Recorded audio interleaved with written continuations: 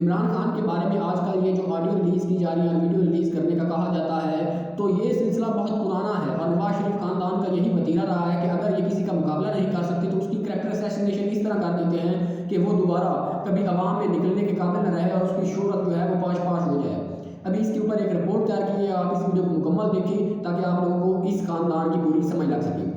General Zia الحق کے جہاز حادثے کے بعد جنرل فیض حمید گول تھے، انہوں نے اسلامی جمہوریہ کا ایک اتحاد بنایا تمام اسلامی جماعتوں کو اکٹھا کر کے 1990 کی دہائی میں، اور 1990 کی دہائی میں اس اتحاد میں جو نواز شریف ہے اس کو اپنا متفقہ کینڈیڈیٹ تصور کیا اور نواز شریف کو بطور وزیر اعظم منتخب کروایا۔ جب اس جہاد والوں نے کہا یہ اتحاد تھا IJI اتحاد، انہوں نے کہا نواز شریف کو کہ آپ اسلامی جمہوریہ کا نظام لے کر آئیں اور اسلام کے مطابق قوانین پاس کریں، تو تب نواز شریف نے ناکام کیا۔ تو جو IJI اتحاد کے وائس پریزیڈنٹ تھے مولانا سمیع الحق، انہوں نے نواز شریف کے خلاف تقریریں سینٹ میں بھی شروع کر دی اور پورے زور شور کے ساتھ شروع کر دیا کام نواز شریف کے خلاف عوام میں بھی بولنا، جس طرح آج کل عمران خان کر رہا ہے، یہ بالکل اسی طرح کا کام تھا۔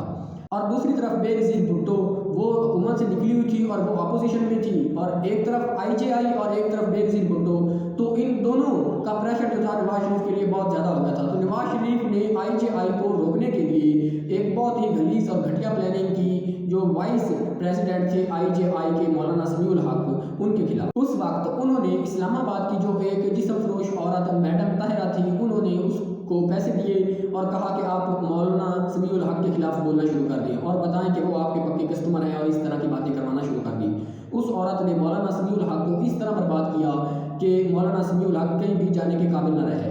اور وہ تمام جو اخبارات تھے انہوں نے مولانا سمیع الحق کے بارے میں چھاپا اور میڈم طاہرہ کے بارے میں، جو کہ سراسر پلاننگ تھی نواز شریف کی کہ میڈم طاہرہ کے ذریعے جو سمیع الحق ہے ان کی شہرت کو کم کیا جائے، اور جو مولانا سمیع الحق نواز شریف کے اوپر ایک پریشر بنا رہے تھے اسلامی قانون نافذ کرنے کے حوالے سے، اس کو ختم کیا جائے، اور وہی ہوا۔ انہوں نے اپنے بغل بچے صحافی جو نون لیگ کے صحافی ہوتے ہیں، آج کے دور میں بھی اس طرح کے کئی صحافی ہیں، اور اس وقت میں بھی نون لیگ ان صحافیوں اور میڈیا کے اوپر بہت پیسہ خرچ کرتی تھی، تو انہوں نے اپنے صحافیوں کے ذریعے انہوں نے میڈم طاہرہ کا انٹرویو کو ہر اخبار میں اور گلی گلی کوچے کوچے پھیلا دیا، اور مولانا سمیع الحق کی جو شہرت تھی وہ ختم کر دی گئی۔ تب مولانا سمیع الحق کے خلاف عوام میں گال گلوچ شروع ہو گئی، کیونکہ عوام نے کہنا شروع کر دیا تھا کہ یہ ایک مولوی ہو کر کس طرح کی حرکت کرتے ہیں۔ ان شارٹ جو مولانا سمیع الحق تھے وہ اس قدر ان کی کریکٹر اسیسینیشن کی کہ ایک دن وہ قرآن مجید اپنے سر پر رکھ کر سینٹ میں آ گئے اور انہوں نے کہا کہ میرا میڈم طاہرہ کے ساتھ کوئی تعلق نہیں، لیکن اس وقت تک مولانا سمیع الحق کی اتنی کریکٹر اسیسینیشن ہو چکی تھی کہ اب اس کا کوئی فائدہ نہیں تھا۔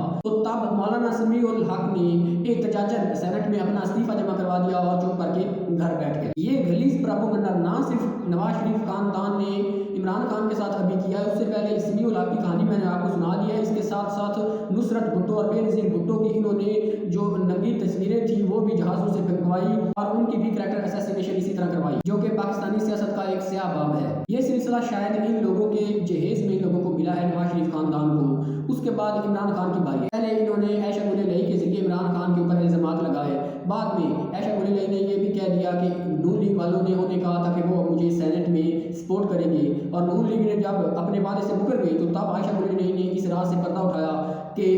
نون لیگ والوں نے ہی یہ سارا ڈرامہ کروایا تھا عائشہ گل لئی سے عمران خان کے بعد۔ اس کے بعد جب ریحام خان کا طلاق ہوا عمران خان کے ساتھ، تو ریحام خان کو انہوں نے استعمال کیا اور اپنے بغل بچے صحافیوں کو ذریعے اس سے ایک کتاب لکھوائی جس میں عمران خان کے بارے میں غلیظ حرکتیں کروائی گئی، اور اس کتاب کے بارے میں کہا جاتا ہے کہ وہ کتاب جو ہے عمران صدیقی اور عطا اللہ قاسمی کا نام لیا جاتا ہے کہ یہ انہوں نے لکھی ہے، اور اب یہ فیک آڈیوز اور ویڈیوز کا سلسلہ بھی شروع کر دیا ہے۔ نون لیگ کا یہ پرانا وتیرہ ہے کہ وہ اپنے سیاسی مخالفین کی شہرت کو کم کرنے کے لیے اس طرح کے اقدامات کرتے رہتے ہیں، لیکن شاید وہ یہ بھول چکے تھے کہ یہ 1990 نہیں بلکہ 2022 ہے، اور عمران خان کے جتنے بھی فین ہیں اور چاہنے والے ہیں وہ سب پڑھے لکھے ہیں، ٹیکنالوجی کا دور ہے، اور فوراً سے وہ چیک کر لیتے ہیں کہ کیا یہ اصلی ہے یا نقلی، اور وہ تمام صحافی اور وہ تمام لوگ جو آج کل اس کے اوپر بات کرتے ہیں کہ یہ آڈیوز جو ہیں وہ اصلی ہیں یا اصلی ہو سکتی ہیں، تو وہ ان کو یہ بھی پتہ ہے کہ یہ سارا خاندان نواز شریف کا یہ کام پہلے بھی کر چکا ہے، نہ صرف سمیع الحق کے خلاف بلکہ نصرت بھٹو، بے نظیر بھٹو، اور اب یہ عمران خان کے اوپر بار بار اس طرح کے وار کر رہے ہیں۔ یہ ساری رپورٹ سننے کے بعد اگر اب بھی کوئی ان آڈیوز اور ویڈیوز کے اوپر یقین کرتا ہے تو یہ پھر اس کی مرضی ہے، ہم تو کچھ نہیں کہہ سکتے، لیکن یہ بات ضرور ہے کہ یہ جو خاندان ہے یہ کسی بھی حد تک جا سکتا ہے اپنے سیاسی مخالفین کو نقصان پہنچانے کے لیے۔ اگر آپ کو یہ رپورٹ پسند آئی ہو تو ہماری حوصلہ افزائی کے لیے ہمارے YouTube چینل اور Facebook پیج کو فالو